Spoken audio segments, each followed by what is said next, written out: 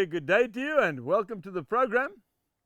We are recording this program in the strawberry patch. That's it.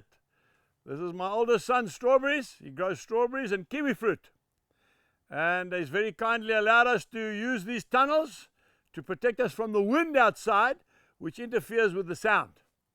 I want to speak to you about Christian business management.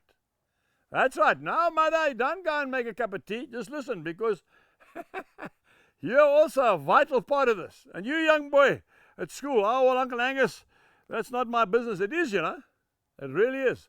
I heard about that guy, Warren Buffett. What is he? A multi-billionaire. When he was 11 years old, he already had $40,000 just starting business. Now, I'm not saying that we have to make a business our God. That's the idol. But what I am saying is we have to run our businesses according to Jesus' principles. Isn't that right? If we look at Amos chapter 8, verses 4 to 6, this is what it says. Amos, I'm just going to get that book in the Old Testament. Amos, there it is. It's a lovely book. It's quite a startling book because it challenges us, businessmen, quite seriously. Amos chapter 8.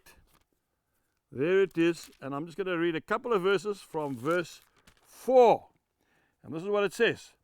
Hear this, you who swallow up the needy, and make the poor of the land fail, saying, when will the new moon be passed, that we may sell grain, and the Sabbath, that we may trade wheat? When will the Sabbath be over so we can do business? Making the ephah small and the shekel large. The ephah is a scale. It's a weight of food. And of course the shekel is money. Make the money big and the actual product small. In other words, stealing from the poor. Falsifying the scales by deceit. Loading the scales. Loading the scales. So the poor man stands there probably because he can't read or write. And whatever the scale says, he just pays.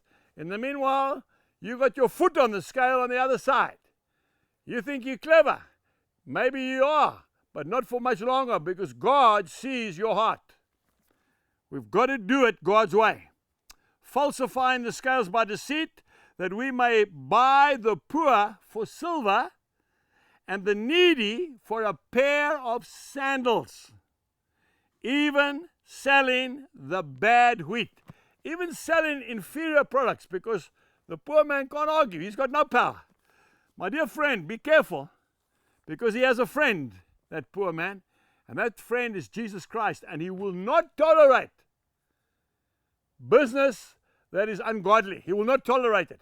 And that's why they say, how the mighty fall. You see a man who's ruthless, and he just keeps going up and up, and the next day he's down. Why? Because God will expose him. Not the devil. God. So we need to do things God's way.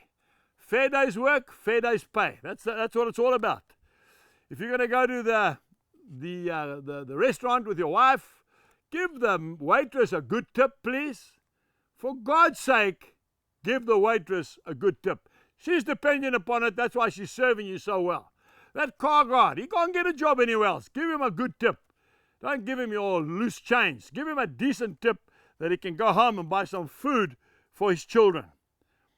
William Penn was a Quaker, and he said, I'm going to quote this, and I want you to remember this. He said, right is right, even if everyone is against it. And wrong is wrong, even if everyone is for it. It takes courage to be a Christian businessman. You've got to be like the proverbial fish that's flowing upstream when all the rest are flowing downstream. God bless you as you do business for Jesus. Goodbye.